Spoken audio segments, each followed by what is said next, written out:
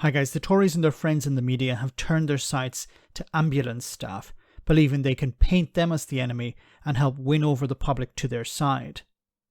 The media keep asking the question, but if there's a strike, won't people suffer and eventually die? Any reasonable person would understand that people are suffering and dying at the moment, even when there isn't a strike. Something both the Tory government and their media friends are happy to ignore. This is an ideological war for them, and they are indifferent to the collateral damage.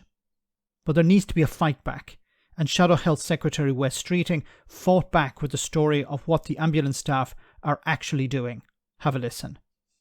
When they attack ambulance crews, let me just tell the Health Secretary who they're talking about. Donna Wilkins called an ambulance when she became concerned her disabled son James may be having a stroke, a listed side effect of the medication he takes. She and James waited for 9 hours in an ambulance outside the Royal Bournemouth Hospital because there were no beds. Paramedics waited with them for the full 9 hours.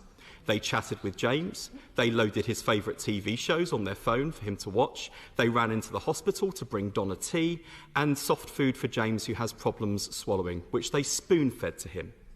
This is who NHS staff are.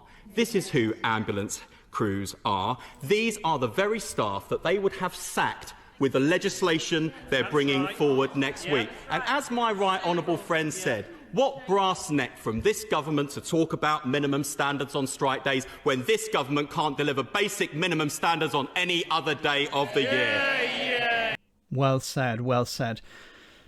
You know, this legislation that the Tories are trying to push through the House of Commons at the moment will fire staff, will result in staff being laid off if they're not able to provide a minimum standard during strike time.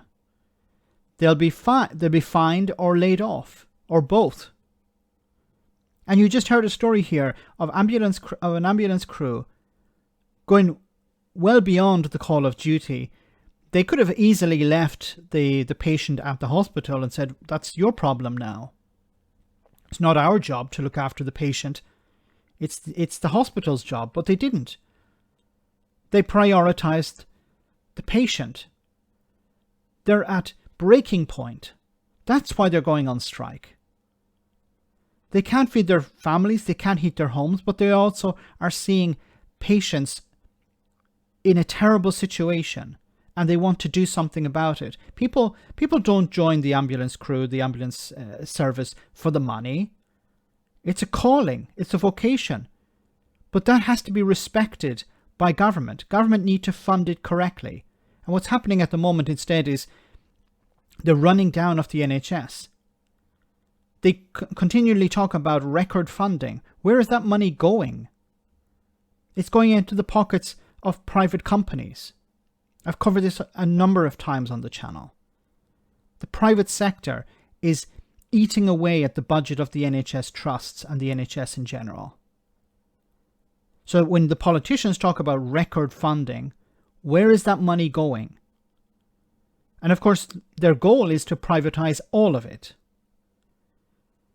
But they have to demonize the NHS. They have to demonize the staff. They have to say that they're lazy, that they're privileged. When they're talking about the rail network, of course, they'll talk about the rail drivers, the train drivers who earn the most, and ignore the people at the bottom. When they're talking about ambulance staff, they have targets. Oh, they're not reaching their targets, while ignoring the human aspect.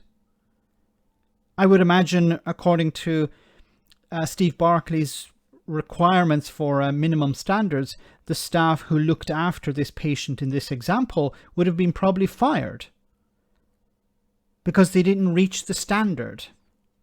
Instead, they stayed with the patient to make sure that he was comfortable, that he got fed, that his mother was comforted as well. Doing the right job, doing the right thing.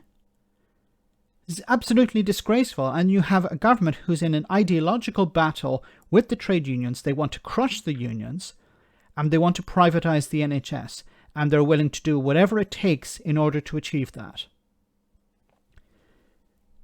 Let me know in the comment section, guys, what you think about all of this. As always, your comments are greatly appreciated.